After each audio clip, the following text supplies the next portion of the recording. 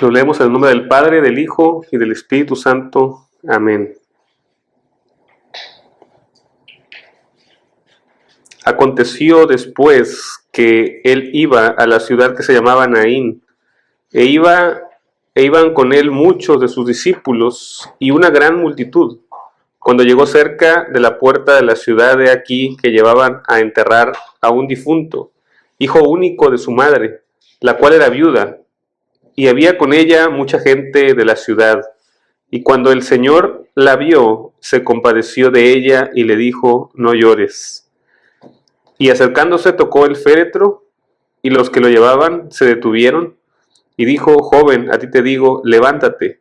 Entonces se incorporó el que había muerto y comenzó a hablar, y lo dio a su madre. Y todos tuvieron miedo y glorificaban a Dios, diciendo: un gran profeta se ha levantado entre nosotros, y Dios ha visitado a su pueblo. Y se extendió la fama de él por toda Judea y por toda la región de alrededor. Palabra de Dios. Oremos. Padre bueno y misericordioso, te damos gracias porque tú, Señor, has estado con nosotros todo este tiempo, a pesar de los movimientos que hay, Señor, en la iglesia, en el mundo, Señor, y en todas partes, Señor. Se puede criticar el comportamiento de muchos que se llaman cristianos. Aún reconocemos, Señor, que tú eres soberano sobre todo esto y que tú tienes bajo control todas las cosas, Señor, y que también guardas un remanente del que tú te has agradado, Señor, por tu pura gracia y por tu misericordia, Señor. Te pedimos, Señor, que en esta hora tu palabra pueda ser explicada fielmente en este lugar y así también en todas nuestras iglesias, Señor, y que sean gratos los dichos de mi boca y las meditaciones de nuestros corazones delante de ti, oh Dios, roca nuestra y redentor nuestro. Amén.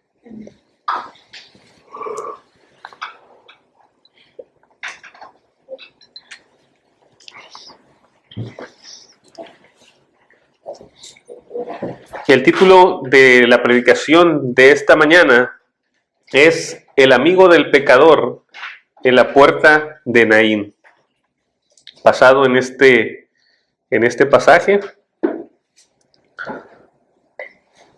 ya hemos leído la narración del evangelista, en donde encontramos que en las puertas de una pequeña aldea llamada Naín se cruzan dos multitudes. Una que camina en vida y esperanza.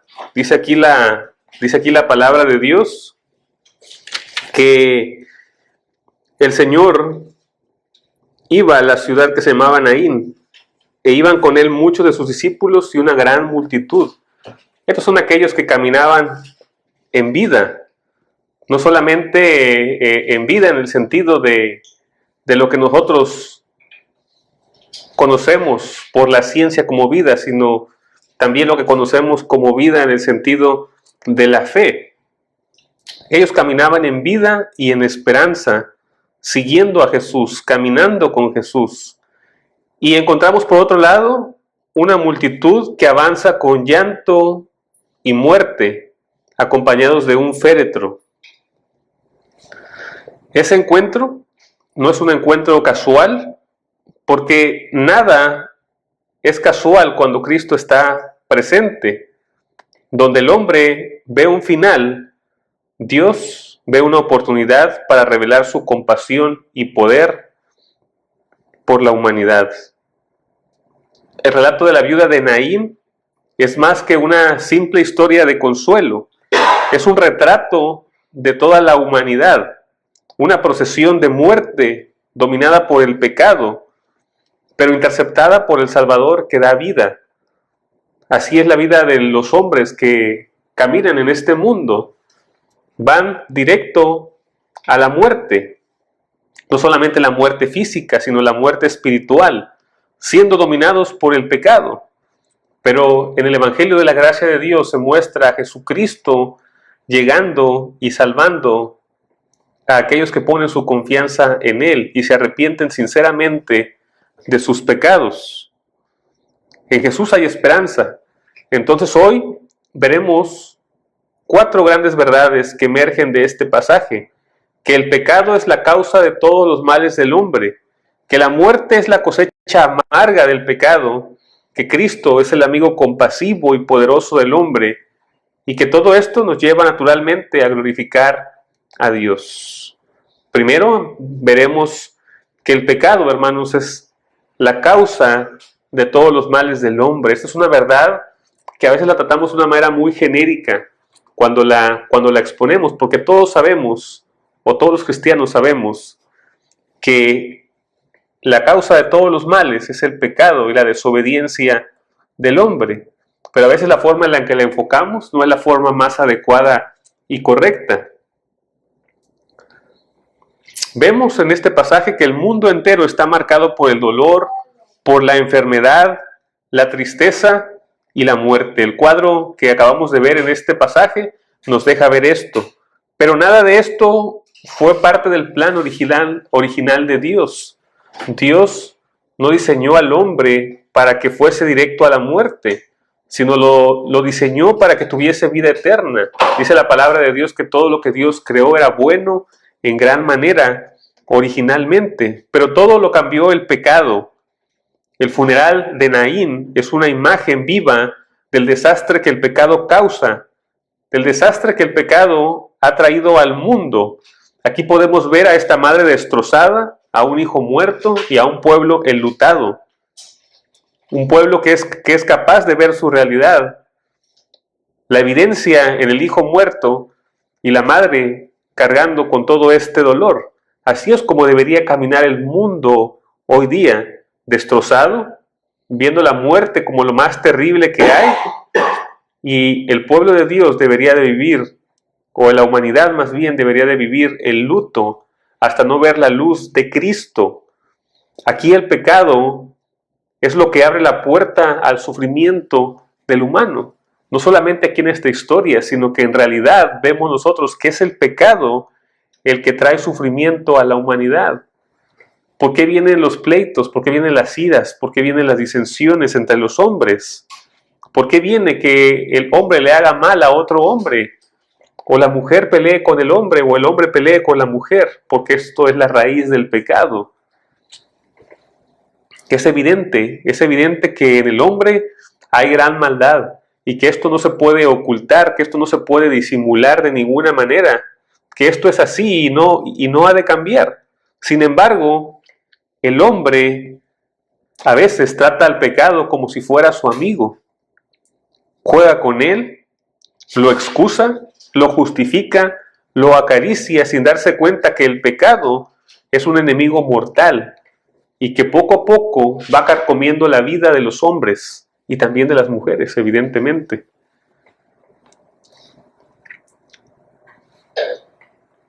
Hermanos, a nadie de nosotros les gustaría estar al lado de muertos. A nadie. Pero parece que en términos espirituales vivimos así, de esta manera, como si estuviésemos llenos de muertos alrededor de nosotros. A veces nos gusta este tipo de vida. A nadie le gustaría vivir en un panteón. Pero parece que a algunas personas les gusta vivir de esta manera, espiritualmente hablando.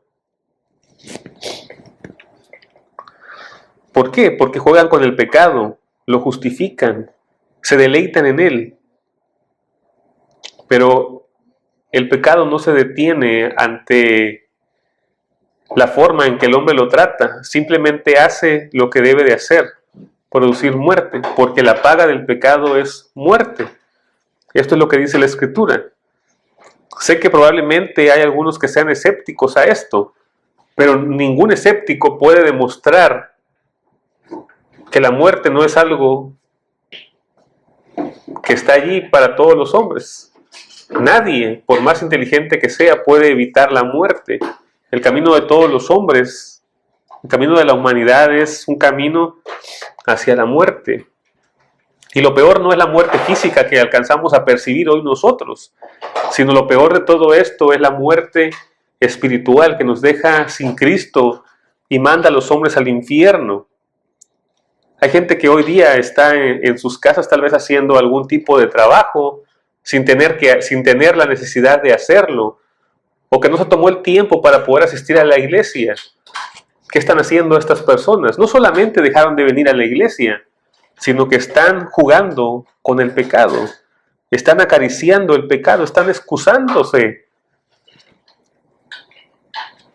Y piensan que esto no es algo malo, piensan que esto no es algo relevante, piensan que esto no es importante. El pecado, hermanos, es el gran asesino, el gran ladrón, la gran peste y plaga de este mundo. Deberíamos de verlo como tal.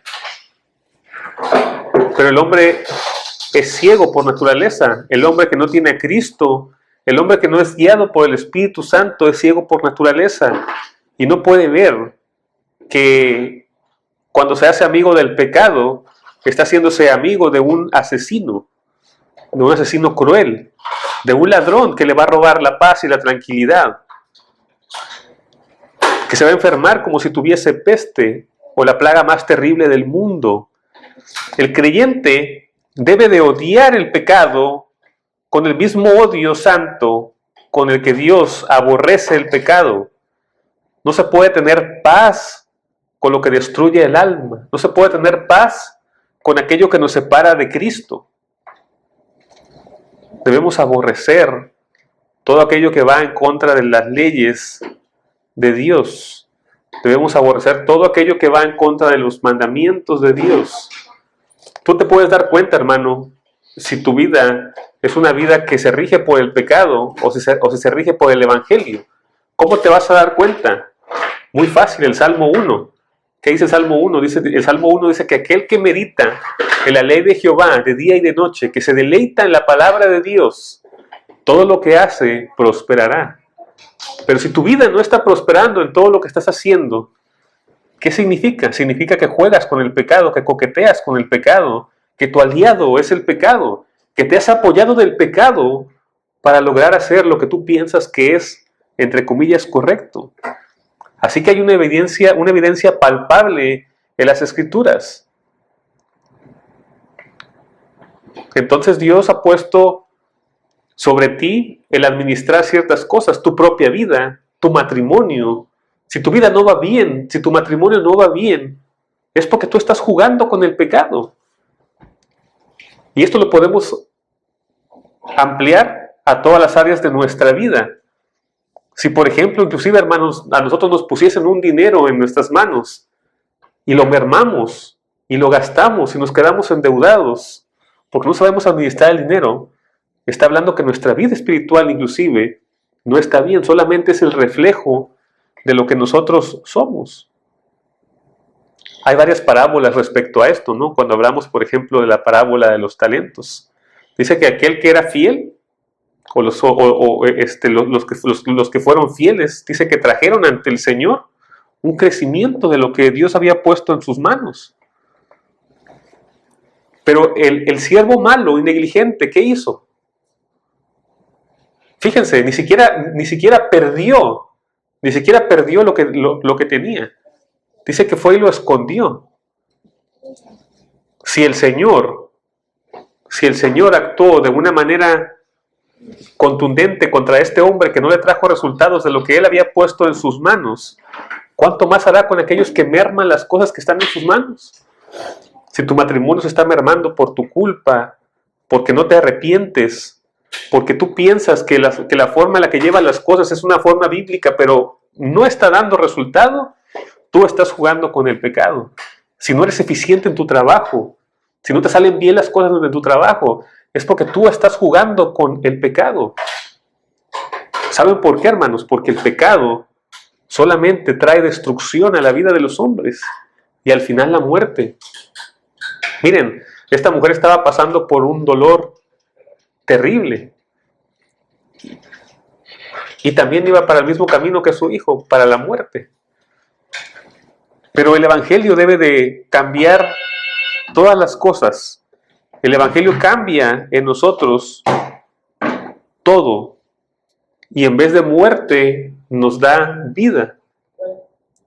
Y Él os dio vida cuando estabais muertos en vuestros delitos y pecados. Él os dio vida. Así que, queridos hermanos, la contraparte de la muerte es el Evangelio de la gracia de Dios. Evitemos jugar con el pecado, evitemos pensar que no pasa nada con el dejar alguna práctica, como las que he mencionado, como no congregarse, como ser malos administradores, como ser malos trabajadores, como ser malos esposos o malas esposas, como ser malos hijos. Dejemos todo eso a un lado. De verdad que la bendición de Dios no vendrá sobre los pecadores. La bendición de Dios ha de venir solamente sobre los justos. Dios quiere bendecir a las personas. En segundo lugar, la muerte, queridos hermanos, es el fruto más amargo del pecado. La escena en Naín nos muestra el precio del pecado en toda su crudeza. Una viuda llora al borde del camino. Su único hijo ha muerto. La esperanza de su vejez, su sustento, su alegría, todo yace en el féretro. Vemos de verdad una historia bastante desconcertante en este pasaje de las Escrituras. No solamente era que su hijo se moría, lo llevaban e iba a ser sepultado, sino que la muerte de este hijo suyo, su único hijo, tendría consecuencias graves sobre el tiempo que le quedase de vida a esta mujer. La muerte no solamente le estaba arrebatando a quien amaba, sino también la seguridad y propósito. ¿Quién cuidaría de ella ahora? ¿Quién honraría a su madre como manda la ley? Porque de verdad, queridos hermanos, que la dicha de tener un hijo que les honre es algo maravilloso que nosotros podemos experimentar. Pero esta mujer había sido privada de esta bendición. Honra a tu padre y a tu madre. No solamente es un mandato para los hijos, sino es una bendición para toda la familia.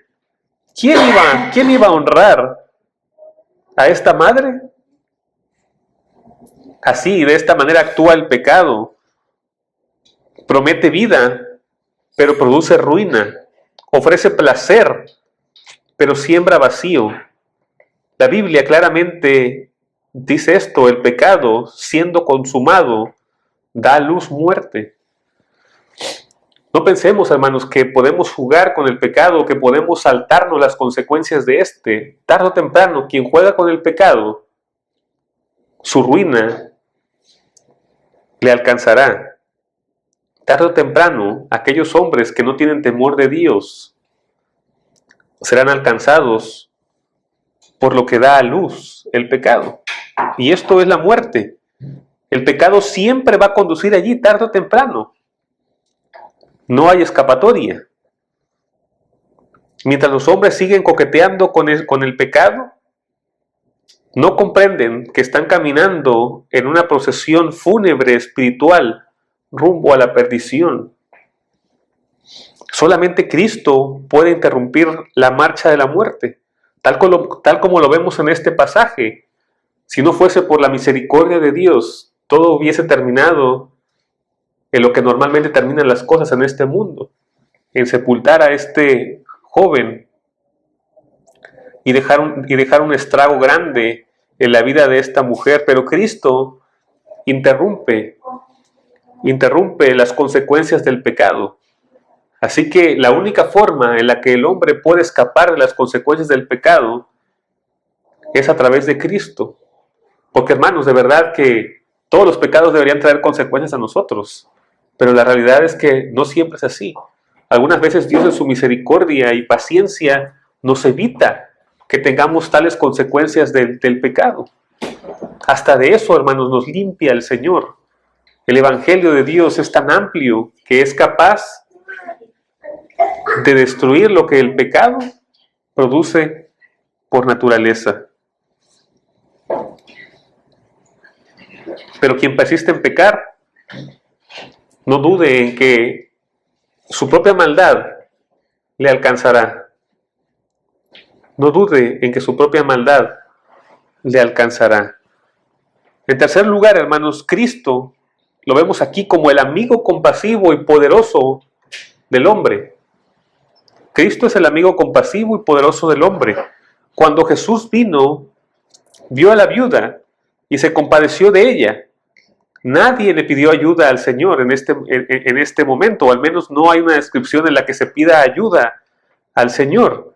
Nadie clamó por un milagro, pero su corazón santo no pudo permanecer indiferente ante tal situación. El Señor no cambia. Jesucristo es el mismo ayer, hoy y por los siglos. Sigue siendo este tipo de misericordia para con los hombres. Sus palabras fueron sencillas y directas. Sencillas, pero poderosas. No llores. Cristo no da consuelo vacío, da un consuelo eficaz.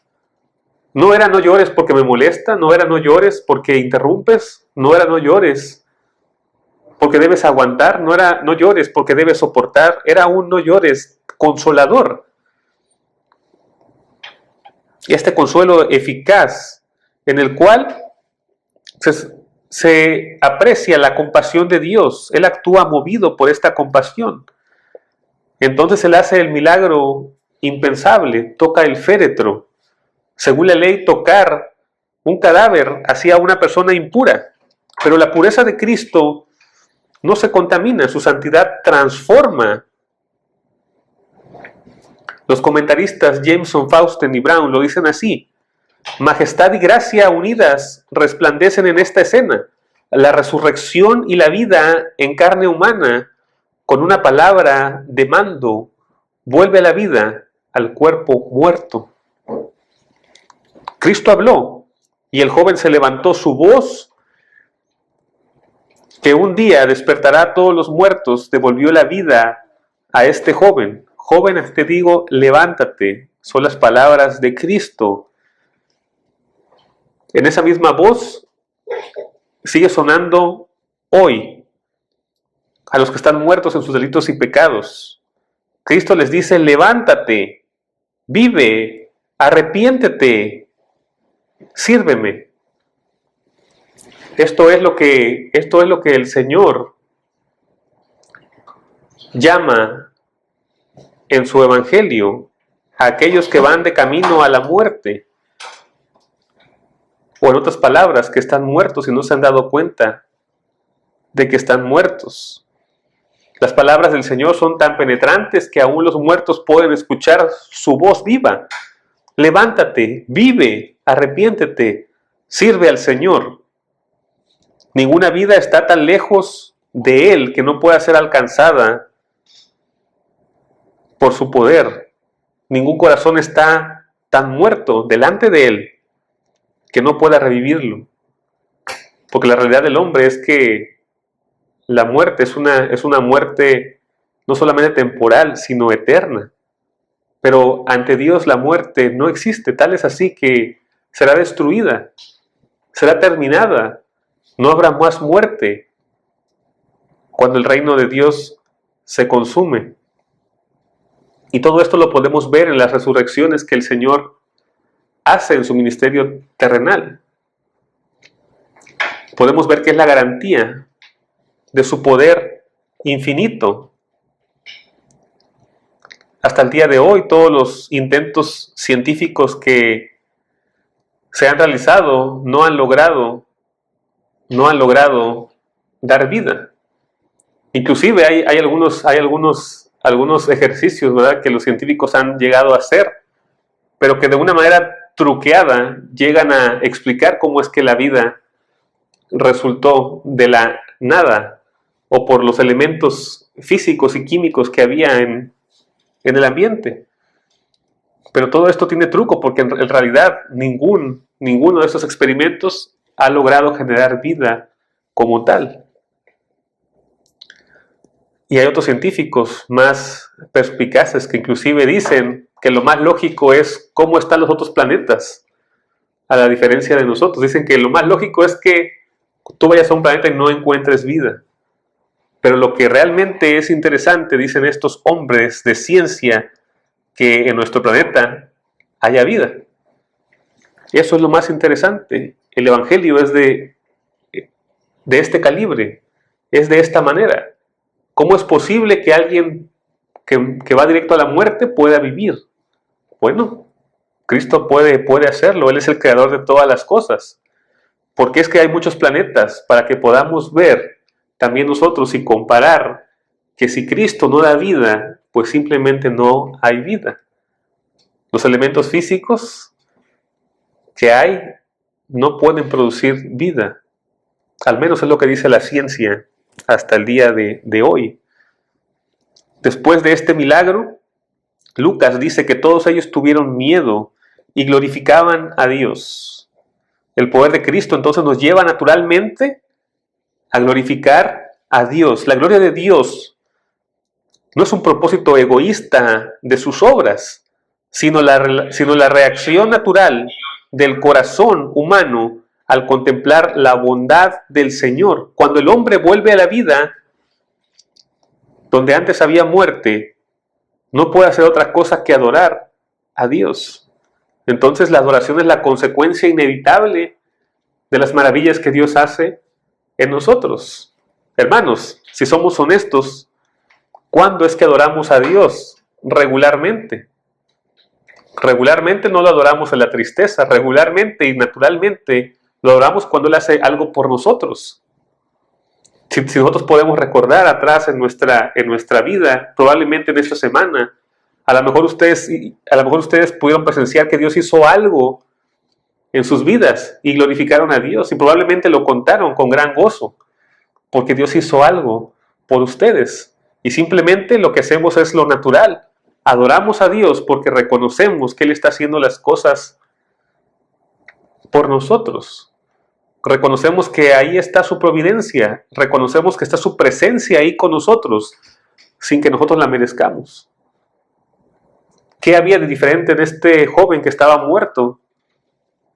No había ninguna diferencia que los demás hombres, pero al Señor le plació el darle vida, le plació cortar el sufrimiento que tenía esta madre, le plació darle una esperanza. La adoración es la consecuencia de los actos de la libre gracia de Dios. Dios no busca adoración porque sea un hombre vano o un ser vano. No busca la adoración por vanidad. Si ese fuera su fin, no habría descendido del cielo ni tomado forma de siervo. Porque la realidad, hermanos, es que pues le sale más caro, ¿no? al Señor hacer todo lo que hizo. Él puede ordenar que todos los hombres se dobleguen delante de Él y le adoren. Porque seríamos como monos de plastilina. Si usted crea un mono de plastilina, usted puede hacer que ese mono haga lo que usted quiera. Porque usted es superior a ese mono, usted lo creó. Pero el Señor no actúa de esta manera, sino que lo hace por pura compasión y misericordia. Descendió del cielo tomando forma de siervo. Si buscamos en las Escrituras, en Filipenses capítulo 2,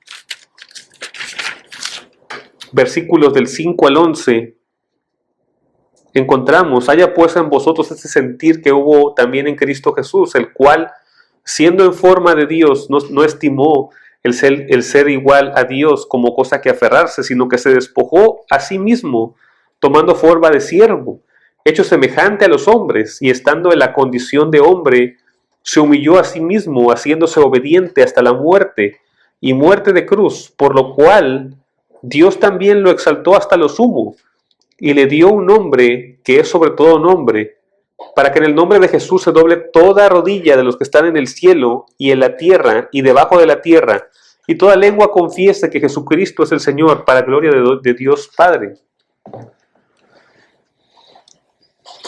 He escuchado algunas personas que tienen poca idea de lo que Dios es, diciendo que Dios es como un niño caprichoso que quiere que le adoren. Bueno, eso es totalmente falso, porque si solamente fuese su objetivo que le adoraran, simplemente haría que le adorásemos nosotros, y nosotros lo haríamos.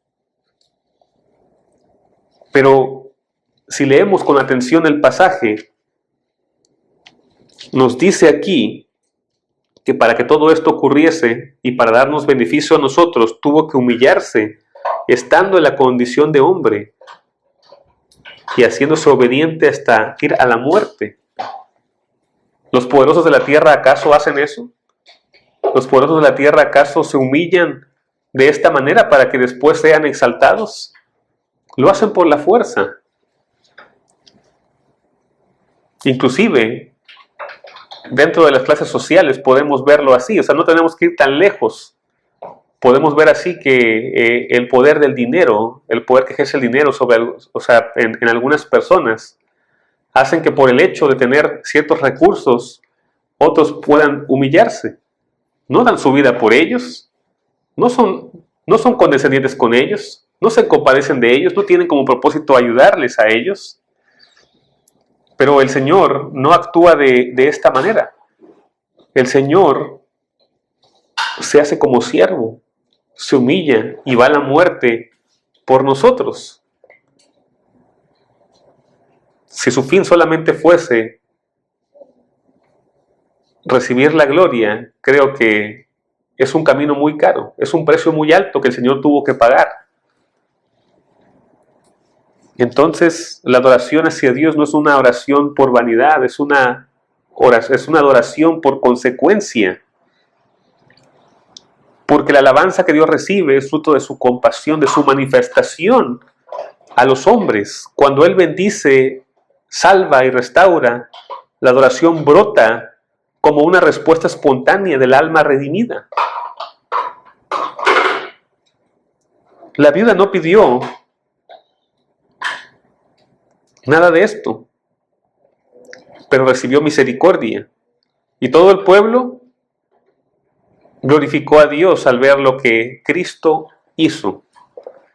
Hermanos queridos, en la puerta de Naín, la viuda se encontró con la muerte y la vida venció.